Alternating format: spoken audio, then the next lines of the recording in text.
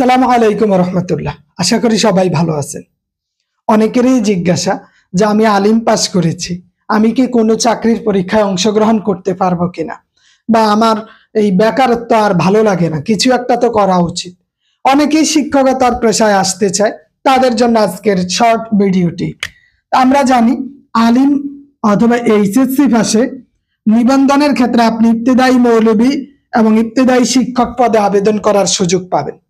ইবতেদায়ী মৌলবী বা ইবতেদায়ী মৌলবী কারি, যারা দাখিলে মুজাব্বিদ ছিল, যাদের দাখিলে মুজাব্বিদ ছিল তারা কারিতে অংশ নিতে পারবে।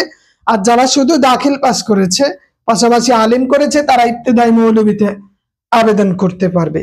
ইবতেদায়ী মৌলবীর এটার গ্রেড হচ্ছে 16তম গ্রেড এবং এখানে মূল হচ্ছে 9,300 টাকা বেসিক, প্রণোদনা 1,000, বাসা ভাড়া 1,000, চিকিৎসা ভাতা 500, টোটাল 11,800 টাকা পাবে। 8 বছর ইবতেদায়ী মৌলবী হিসাবে চাকরি করার পর তারা ইবতেদায়ী প্রধান পদে চলে যেতে পারবে। 8 বছর পর 16তম গ্রেড থেকে সরাসরি 11তম গ্রেডে চলে আসবে। তখন তাদের টোটাল বেতন দাঁড়াবে 15,000 টাকা। বলে রাখা ভালো যে আপনার প্রতি বছর 5% ইনক্রিমেন্ট হবে। ইনক্রিমেন্ট হলো আপনার বেসিকের 5% বাড়বে প্রতি বছর। ইবতেদায়ী প্রধান হিসাবে 15 বছরের অভিজ্ঞতা থাকলেই সহকারী সুপারিনটেন্ডেন্ট হতে পারবে। ইবতেদায়ী প্রধান হিসাবে 15 বছর চাকরি করার পর সহ সুপার হতে পারবে।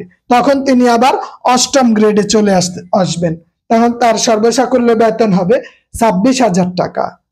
তো এভাবে আপনি পর্যায়ক্রমে উপরে উঠতে থাকবেন।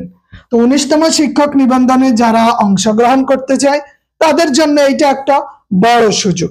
আর তাছাড়া আমাদের 19তম শিক্ষক নিবন্ধন প্রিলিমিনারি, ইবতেদায়ী মৌলবীর এবং সহকারী মৌলবীর লিখিত পরীক্ষার প্রস্তুতি ক্লাস শুরু হচ্ছে। আপনি চাইলে সেখানেও অংশ নিতে পারেন। যে কোনো প্রয়োজনে আমার এই হোয়াটসঅ্যাপ নাম্বারে কল দিবেন বা মেসেজ করবেন। ধন্যবাদ।